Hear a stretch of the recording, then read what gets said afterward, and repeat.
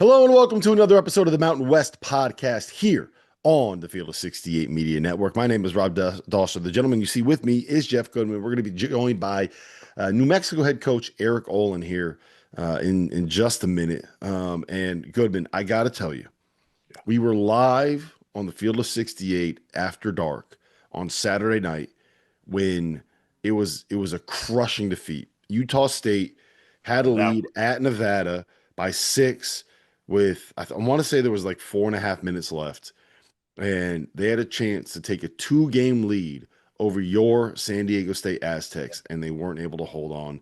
And that would have been a massive, massive step in the direction of being able to say that Utah State is the Mountain West regular season champion and be able to have a one-up on you. And now I got to deal with Utah State going on the road to San Diego State on you do. Wednesday. And if San Diego State wins that, we once again have a tie atop the Mountain West conference in the But Mountain look West at this. standings. I mean, this is unbelievable. Yeah, again, not all that surprising, but you look at it in Utah State at 13-3 and San Diego State and New Mexico both 12-4. Nevada and Grand Canyon, right there at 10-6. Like this league has been awesome this year because it's been competitive and sometimes there's a little bit of a disparity. This year, I don't think there's been much of one. And like you said, Utah State loses in a heartbreaker. Obviously, we saw what New Mexico did, blowing that big lead and then or coming back from down 22 and ended up winning that game against Fresno. And we got some good games this week. I mean, some really good games this week. We got Tuesday, New Mexico goes to Nevada. Obviously, Wednesday, Utah State at San Diego State. Those are two games that are going to be huge for kind of where the league stands in terms of seeding for the conference tournament, and as well certainly you know the analytics for where we're at for at large bids because right now you've got Utah State still in really good shape, Rob, Mm-hmm. and New Mexico right there, and San Diego State still right there. People this time of year love to ask me. I get it all the time from coaches like, what do we need to do now? What do we need to do to get in? And I'm like, well, obviously the easy answer there is win. But, they think if they lose a game like San Diego State did, it's over. And you try to tell them like, we look at the entire country. And they were one of many bubble teams that ended up losing over the weekend. So yeah, not a great loss, but ultimately, if you go down the stretch here and win, 3 of your last 4, you're going to be in pretty good shape if you're Brian Dutcher or Eric Olen. Yeah. And you know what I love about the way the schedule is put together? And I know it wasn't a mistake and it wasn't a fluke, but Utah State has to play San Diego State on Wednesday and they play New Mexico the last game of the regular season, Right.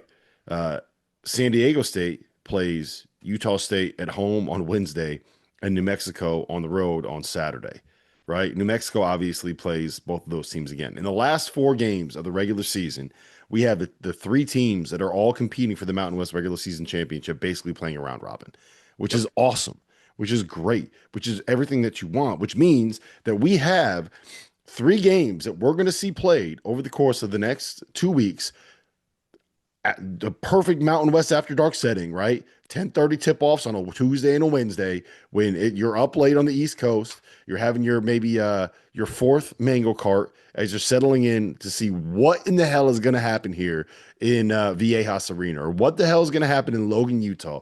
So it's setting up for Look, just a fantastic finish in this conference, which is what it deserves, man. With the way that this season has yep. kind of played out for them, like we deserve this kind of ending in this league.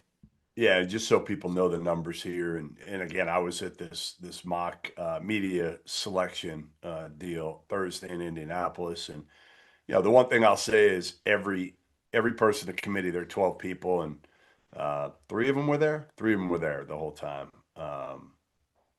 They all look at different metrics, right? They all have different ways of looking at this thing. I think one that talking to these guys, one that they do look heavily at is the net. And right now you've got Utah State at 24, Rob, and it's funny, New Mexico and San Diego State back to back right now, 43 and 44. You want to try to get into 30s there. to me, if you can get in the 30s, I think you have a pretty good shot of being in the equation here for an at-large. So, yeah, both those teams, and that's the hard part, right? Obviously, you're talking about them playing each other here, so they're going to knock each other off. The good part is they're not going to lose ground, no matter what. If you're playing good teams, even if you lose, you're not going to drop down a Well, significant. here's what needs to happen. You want to get three bids from the Mountain West. This is how it needs to play out. Um, New Mexico has to beat San Diego State and Utah State, right? And get to the final of the Mountain West Conference tournament and lose in the final of the Mountain West Conference tournament to San Diego State. Because Right. Utah State is, They're I in. don't want to say they're a lock because crazy shit can happen here in the last five. They could lose five straight. Like, I'm not Yeah. saying they're going to, I'm not predicting that, but anything can happen in the world of college basketball. But Utah State is about as good a position as you can be, all things considered. So if they lose to New Mexico and New Mexico beats San Diego State, New Mexico's in a better position to get an at-large right now than San Diego State is. So let's get New Mexico State in with the at-large. Utah State's already in with the at-large, and then San Diego State's got to get the automatic bid. That's how you get three in. Yeah, and Utah State, I mean, look at who they have left. Like you said, at San Diego State, listen, if they win that, that's unbelievable, but that'll be a tough one to VAS. Then they have Grand Canyon at home. I mean, they're pretty damn good at Logan, right? They don't lose there. And then they get at UNLV, which they did lose to at home earlier this season. So that's Mhm. going to be a major revenge game. And then they finish with New Mexico at home. So I think Utah State's going to be fine here. But you're right. You want somebody other than Utah State to win the conference tournament. I don't care if it's San Diego State or New Mexico to ensure that you get two, and then the third one probably is in the bubble. Yep. Yep. It's pretty much how I see it playing out. The guy that we just said needs to win out to make sure that he gets an at-large bid to the tournament is Eric Olen. We asked him about that. We asked him about his experiences with New Mexico, and Goodman made fun of him about his favorite college football team, Eric Olen, New Mexico head coach. And now let me welcome on to the Mountain West Insider Podcast, none other than Eric Olen, coming off of a win at Fresno State. Eric, I think we're talking to you right now. You're in Reno. You're preparing for a game at Nevada. You guys are sitting here 21 Hey, and Rob, 6. He's at a blackjack table right now in Reno. Yeah, Soon to be. doing Soon to be. doing the show from the blackjack Don't table. tell anybody. Don't tell anybody he's at a blackjack table right now. If I would have told you at the start of the season that you would head into the final 2 weeks of the regular season, 21 and 6 with a 12 and 4 mark in the Mountain West and complete control over whether or not you guys are going to win a share of the Mountain West regular season championship, I got to imagine you probably would have taken that back on November 3rd. Yeah, we would have signed up to be here. I think everybody at this time of year, like you can go back through the games and, woulda, coulda, shoulda, I wish I had, and there's the ones you want back for sure. But that stuff usually works itself out over the course of a season. And yeah, I feel good about where we are overall. I think, to be in here in year one with, a totally new group of people and to be fighting for an at-large bid and contending in the, standings for the Mountain West regular season championship. Yeah, I feel good about where we are. Obviously, we're not satisfied. We're not taking any victory laps, but Mm-hmm. yeah, we like where we are for sure. All right, I got a hard-hitting question for you to start out. So I met your wife out in Vegas before the season at media day. How does she like Albuquerque? Because that's the big thing, right? Like, you coaches, you can work anywhere. It doesn't matter, right? You're That's you're true. you're in the gym, you're in the office, you're traveling, you're on the road part of the time. But the most important thing is how your wife likes to move. How has she Yeah. adjusted to this move from She, San Diego to I mean, Albuquerque? yeah. So first of all, she's a rock star. She is like she's down for whatever, and yeah, she really likes Albuquerque. I think we sort of traded the beach for the mountains. Like we're kind of up in the northeast. You look out the front door, and we Beautiful. got the mountains in front. There's a hiking trail that she walks every morning, like right 100 yards out of our backyard, and our daughters are in a good place, and she's got them with in the things that they want. And they're kind of in the routine and making friends, and yeah, we're in a How old are great your place. daughters, Eric? How old are your daughters? They're 8 and 10 in second and fourth grade. That's awesome. Mm-hmm. Now that you are you're kind of taking over this program, I think what's really interesting about your tenure at UC San Diego is you were at the same job for 12 years, but you kind of like started over midway through, right? When you made the transition from Division two to Division one. And I'm just kind of curious, like you were 15 and 11, I think your first season as a Division two head coach, and your first season in the Big West, you guys went, I believe, 7 and 10, right? And Yeah. now here you are in New Mexico, 21 and 6 in the first year. Does it feel like the development of the program process kind of got sped up for you here? You didn't have to go through growing pains. You started off right off the bat, winning 20 games in a season. Well, that speaks to the job, Hmm. right?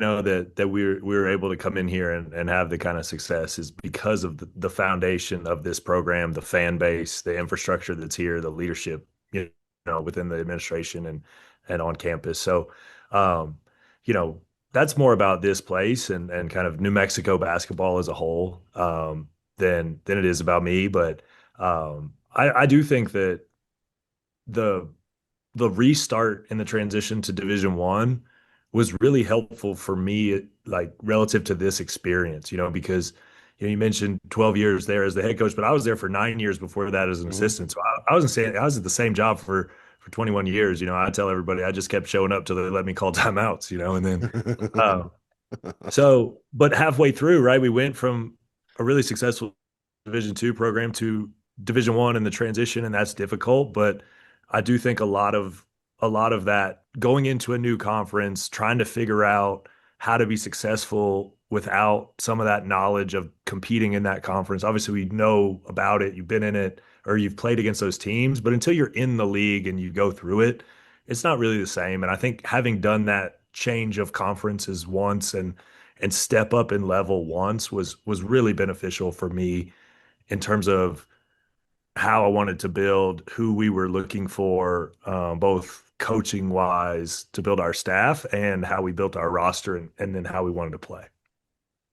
So you made some history Saturday, didn't you? Yeah, not hopefully not the kind of history we're going to continue to make, but yeah. Down 22.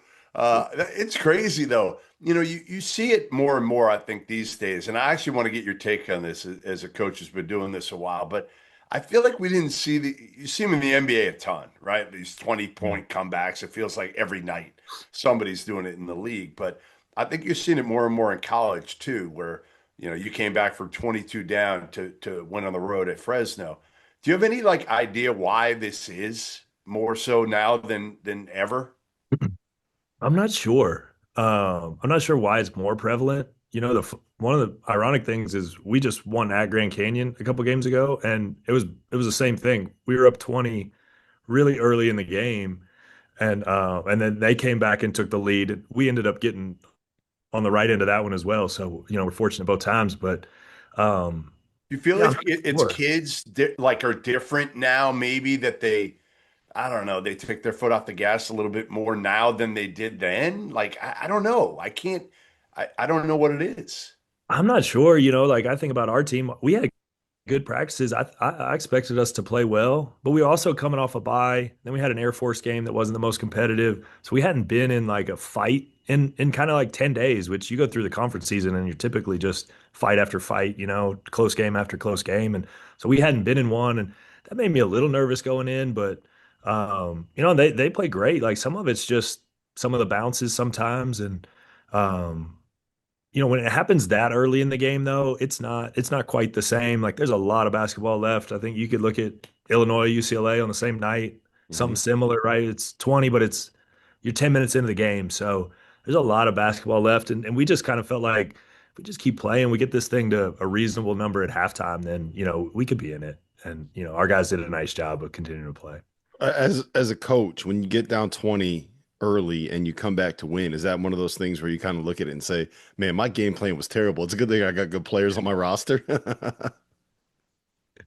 Yeah, well, like we take a lot of the credit when we lose, right? I certainly believe in coaches lose and players win. But sometimes it's like just the shot making, right? There's a lot of variance in shot making, and they go 11 of 14 to start, and we're 2 of 14, and we got some chances around the rim that kind of somehow don't go in, and good shooters are missing open shots, and some of that just happens sometimes. And I just thought our guys did a nice job of continuing to play. Like they got a lot of poise and confidence, and We certainly don't want to be in that situation. But I told him today watching the film, like, it's something where you talk about it more early in the season, but if you can learn the lessons in a win, right? We can't afford to take a Mhm. loss to teach us. Like we have to learn the lesson from the win here. Um, because like we don't have that room for error here down the stretch. And so, it's something that can propel us down the stretch, right? Or, it could go the other way for us too if we repeat it. I don't think we're going to get out of there twice like that. But, hopefully it's something we can learn from and will propel us to play great basketball here down the stretch. How much are you looking at? I mean, obviously, as a coach, you want to get your guys super focused on the next game, right? Nevada, you have to win this game. But are you the type that's kind of checking out some of the numbers and the analytics and the Ken Palms and the Torvik and all that and the net? Yeah, I mean, I keep an eye on that stuff. I mean, you're on those sites anyway, just for opponent preparation, and like you use them for more than just to check your own status, but like while you're there, like right, like we all see where we are. We know it's a huge part of it. Like you can't avoid, The you know, staff. Wait. So I want to know, like, do you get in each morning and somebody from the staff is saying like what you went from and to in the net when it gets updated? no, None of no, that. but I mean, it's like everybody knows, right? It's not a secret. We don't like hide from it or pretend not to look at it. I even told our team after the game last night. I told them kind of jokingly, like, honestly, it could not have gone better for us because Fresno State will move up and that'll be quad two now. Like Good so, point. Yeah, you're right. like I think everybody kind of had a laugh with that of like obviously that's not how we wanted to do it, but like that's a thing that happens, right? Like where the results, like every result changes it a little bit, and honestly, we'd probably be healthier if we just didn't look at it and just woke up at the end to see where we were, but none of us are healthy, so it is what it is. Yeah, Gilderman doesn't realize that there's a whole bunch of different numbers and stats and analytics and data that you can find in KenPom. He just thinks it's a ranking Yeah, database. that's it. That's all. Yeah. I don't know about There's a little, offensive there's a little more info on there. defensive efficiency, 3 point. No, I don't know about any of that. I'm And learning though. I'm learning, Eric. I'm trying to, I've come a long way this year, right, Rob? yeah, oh, he has. He knows what WOB is now. He's figured out wins over Okay. bubble. Yeah, wins above Yeah, bubble. well, your exercise there probably taught you a lot about Yeah, I that. did some training. I was in there all day Thursday. I had to listen to Norlander complain and Oh talk boy. incessantly for 8 straight hours. I was ready to kill him every time he Well, talked. we'll know you've arrived when you're not talking about points per game for anybody. You're just talking about their true shooting and their usage, and you know what Right. I mean. Then we'll know you're there. I'm not there yet. I'm He's not not there there yet. yet. Trust me. He's not there yet. Well, what have you kind of learned about the Mountain West now? I mean, you guys got 4 games left here. You've pretty much been through an entire season. What have you learned about this league that maybe you didn't realize when you were stepping your foot in the door? Yeah, I think it's just sort of delivered on the expectations for me. I knew it was a great league. Like that's part of why I wanted to be here and be in New Mexico and compete in this league. And obviously, this is kind of the last iteration of this version. And but it's just sort of delivered in that way of like, man, the teams you're playing, the coaches you're going against, how talented the players are, the environments you play in. Um, like it's really to me, it's like what college basketball is about. Like the Mountain West, this is like to play in these kind of environments is really like I just feel fortunate to be in that situation. Like I kind of pinch myself every time we play at home and we got 12,000 people in there to watch us play Air Force when and it tips up. It's like, Awesome. man, I, Yeah. I can remember like in a not so distant past where we were hoping to get 1,200, at UCSD. And so I just feel fortunate to be part of it. It's a lot of fun to compete at this level in this league and, against some of these coaches and players that are just super impressive. And so that's been my takeaway. It's more than delivered on my expectations for sure. Did you know J. Cole was this good? No, no, I'm not going to say I knew. I was really confident that he could be an impactful player for us, specifically offensively. Like, I mean, I've watched Jake play since he was a freshman in high school, and I was very confident in what he could do on the offensive side of the ball. That he would be a positive on that side. Just the completeness of his game, the consistency that he's done it. Like there's no individual performance or any one thing that he's done that has surprised me. It's just been the consistency of it and that he's doing it night in and night out. That's been the part that's been really impressive. And I think for any freshman, not just, like to do that every single night as you make your way up the scouting report and people pay more attention to you. The way he's been able to compete defensively has been something that's really been impressive to me. And Who'd you yeah, I beat mean, for him? Who did you guys beat for him? yeah, I mean, people act like he didn't have any recruitment. Like he had a dozen scholarship offers, and he had a lot of the West Coast and Big West, and but there was nobody really at a level much higher than like some of the Mountain Web. I can't even remember all the schools, but I mean, he had real recruitment. Like he had, a dozen scholarship offers and that kind of thing, and um, he was. Why did he slip through the cracks a little bit with the high majors? Like, why didn't they go after him, do you think, if you had to Well, I guess? mean, yeah, like some of it's just like how he looks, right? Like he's He doesn't six look the three, part. He does six not three look the white part. kid. Like he's a way better athlete than he looks. And, I think He looks like a surfer, for sure. right? Yeah. I mean, that's Yeah. what he looks like. He does. But like he just knows how to play. And I think that's something that we've always really valued. Like that's how we built our teams in San Diego. And so like he's just such a bright kid. He's not somebody you got to teach it to. Like you show him and he's got it. Uriah Tennette's another freshman on our team who's playing well, good basketball, and they both kind of have that. I think you have to as a freshman to step in and you have to learn quickly. You have to process information pretty well to impact it as a freshman, and those guys do that. And yeah, they just kind of have a knack for scoring the ball. Yeah. Jake, Thomas Love, and Uriah, you got three freshmen on a program that are playing this well on a team that's contending for a Mountain West title. In this era, that's the kind of thing that higher level schools are going to look at. When do you start that conversation with them about like this is what we got coming back? Let's try to find a way to make this work. And when does that process really start for you? Yeah, it's kind of an ongoing thing, like it's something that honestly we've been talking about with them and their families since the summer. Like we knew pretty quick, right? Like in the summer, it was like, oh yeah, these guys are real. Like they're going to be really good. Like we knew that, you know, very quickly within once we started kind of building it up and seeing how quickly they learn and watching them make shots and you knew. So that's sort of an ongoing. It kind of almost never stops. Like obviously the season um takes priority. But it's always happening, right? Like we're always recruiting, we're always thinking about roster building. We're always, like it's this thing Mhm. that just never stops. Like it's a relentless profession that way. And so yeah, it's kind of just always happening. So 4 games left in the regular season. It starts with Nevada Tuesday night, San Diego State at home, Colorado State at home. Then you finish in Logan against Utah State.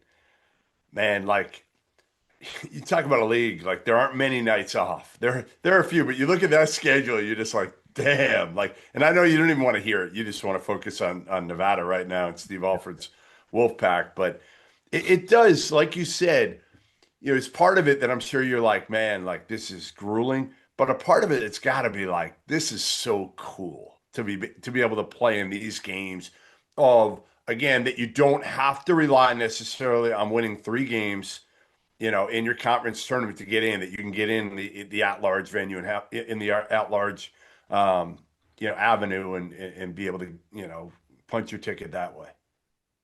Yeah. No, I mean that's why, right? Like that's why we want to be here. It's a special place and it's a special opportunity, and our guys have created that for themselves. And we looked at the schedule early on, and we knew the back end. We had a tough stretch of Utah State, Boise, Grand Canyon, and now we have this finish. But we saw that, and honestly, I thought, okay, good. Like we're all new here, so like I'd rather have the hardest part at the end. And now that we're in it, and I feel differently. But no, like I just think it's hard to get an Hey, at large. have your freshmen at all? They talk about that wall, right? Have any of them hit it, recovered from it? Where are they? Like, have you seen that a little bit with No, these I, three? I think they've handled it all pretty well. Like I said, their consistency has really been the most impressive part. But it's hard to get an at-large bid, right? Like that's a difficult thing, and so we're in a position, and if we're able to do it, we'll have earned it. because like we got good teams on the schedule, and like this last couple weeks is a monster, and if we're up for the challenge, then we feel like we'll have earned it. What has to happen, right? What has to happen for you to be able to, let's just say you like win out and win a Mountain West regular season championship. What is the one thing that you guys have to do or have to improve on or have to fix to be able to make that happen here in these last 2 weeks? Yeah, we gotta protect the paint and win in rotation. Like that's what we do, right? Like we gotta control penetration. We can't allow depth of drive. Like we struggled. We allowed, I think, season high 48 points in the paint against Fresno State, and they had some hot shooting early. We got that settled down, but I think when we're at our best, we're doing a good job of forcing teams to take jump shots, and we're getting those contested at a pretty high level. And I think in the games where we have not played as well defensively, those are the right. We've allowed too much penetration, too much efficiency around the basket, and then as a result, we haven't been able to win in rotation because we had to pay so much attention to it. So, I mean, I think it's are we able to guard and make things difficult? I think our offense is evolving. I think we have like a we have enough guys who can make plays. Like we don't need any one person to deliver every single night. We need kind of like 4 of 5 or 3 out of 4, And so I like that part of it on the offensive end. We feel like we're going to be able to find enough points Mhm. because enough guys will play well, and we have a pretty versatile group that way. But when we guard, I think we're pretty good. Yep. So, Rob, do you remember who Olin is a fan of in college football? By the way, do you remember? It's Alabama, right? It is. It is. So I figured I'd bring this out for Olin here because Like, somebody well, woke up. he was at Alabama, I right? So know. like ultimately, you Yes, know, I the know. tide the tide helped build that, right? Like, Sure, we'll give the Tide some credit for Indiana's success this year, but um, you still watching? You're like, what do we think of Alabama? Are they going to be able to get back next year? I mean, you oh yeah, giving some we'll be money? back. You We'll be giving him back. some money for the portal? You We'll need be back. It's bigger. It's bigger than it, right? Like it's the same thing. It's a program. Like we're gonna continue to be in the playoffs, right? And if you just keep putting yourself in that position, it'll work out for you. But should I'm they a huge expect? fan of Signetti too. Like Oh, I love he's the way he awesome. talks about things, He's and awesome. He's a yeah, lunatic. He's an absolute lunatic. yeah, But in the best way. all right. Well, listen, we appreciate it, man. Always good catching up with you. I'm glad you're doing well up there. Glad more importantly, your wife and daughters are doing well out there because that's way more important than anything else. And For sure. have fun the last 4 games. It should be fun to watch. I know we'll be tuning in because again, I think it's a war out there, and certainly you put yourself in a position where hopefully you can get an at-large bid. Yep. No, we're fortunate to be in the fight here at the end, and we'll try to take advantage of it. Appreciate you guys having me on. Thanks, Eric. Thanks, Eric.